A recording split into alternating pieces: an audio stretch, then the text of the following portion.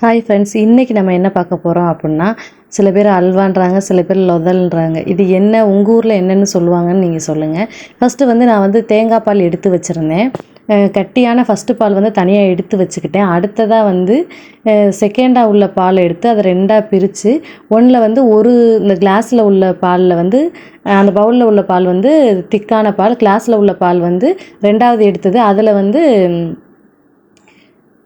அரிசி மாவு 1 ஸ்பூன் கலந்துருக்கேன்.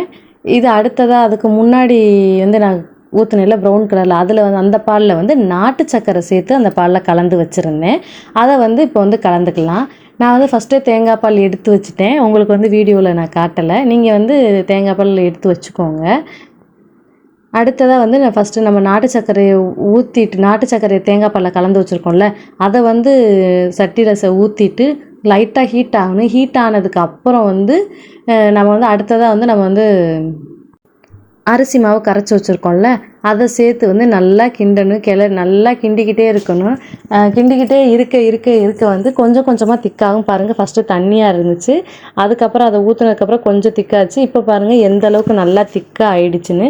இன்னும் இதை விட நமக்கு திக்காக ஆகும். நம்ம நெய்யோ எண்ணெயோ எதுக்குமே சேர்க்காமல், ஆனால் அவ்வளோ பெர்ஃபெக்டாக வரும் நமக்கு. பாருங்கள், இதுதான் நான் ஃபஸ்ட் டைம் பண்ணுறேன். ஆனால் ஃபஸ்ட் டைம்லேயே இவ்வளோ பெர்ஃபெக்டாக வரும் நான் எதிர்பார்க்கவே இல்லை. சூப்பராக வந்திருந்தது. இங்கே பாருங்கள், இன்னும் நல்லா கெட்டி ஆகிடுச்சு. இதுக்கப்புறம் நம்ம என்ன பண்ணுவோம் அப்படின்னா, நம்ம கெட்டியாக எடுத்து வச்சுருக்கோம்ல ஃபஸ்ட்டு தேங்காய் பால், அதை இதில் சேர்த்துக்கலாம். இதில் முக்கியமான இன்க்ரீடியன்ட்ஸ் 3 தான். தேங்காய் பால், அடுத்ததாக பச்சரிசி மாவு. இது 3 தான் நமக்கு மெயின் இன்க்ரீடியன்ட்ஸ். இதுக்கு மேலே எதுக்குமே தேவை கிடையாது.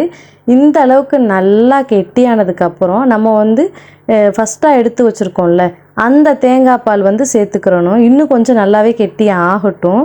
பாருங்கள், உங்களுக்கு எல்லா பக்கத்துமே பப்புள்ஸ் வர ஆரம்பிச்சிடும். சுற்றி சட்டி ஓரமாலும் பிடிக்க ஆரம்பிச்சிடும்.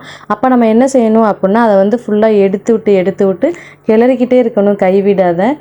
ஏன் அப்படின்னா கீழே அடி பிடிக்க ஆரம்பிக்கும். பாருங்கள், நல்லா திக்கானதுக்கப்புறம் அடுப்பில் சிம்மில் வச்சுட்டு ஃபஸ்ட்டு எடுத்த தேங்காய் பாலை நம்ம சேர்த்துக்கிறணும். சேர்த்து நல்லா கிளறிக்கிட்டே இருக்கணும். இந்த மாதிரி நம்ம ஃபஸ்ட்டே திக்காயிடுச்சுல, அதனால் நம்ம என்ன பண்ணணும் அப்படின்னா, சுற்றி ஓரம் ஃபஸ்ட்டு நடுவை நல்லா கிளறி விட்டுட்டு சுற்றி ஓரத்தை எல்லாத்தையும் எடுத்து நல்லா அந்த கட்டி இல்லாமல் எல்லாத்தையும் நல்லா கரைச்சிட்டு, அதுக்கப்புறம் தான் நம்ம அடுப்பை ஃபுல் ஃப்ளேமில் வைக்கணும். இங்கே பாருங்கள், நல்லா ஃபுல் ஃப்ளேமில் வச்சுட்டு நல்லா இப்படி கிளறிக்கிட்டே இருக்கையில் சுற்றி சட்டியில் ஒட்டாமல் நமக்கு பிரிஞ்சு வர ஆரம்பிச்சிடும்.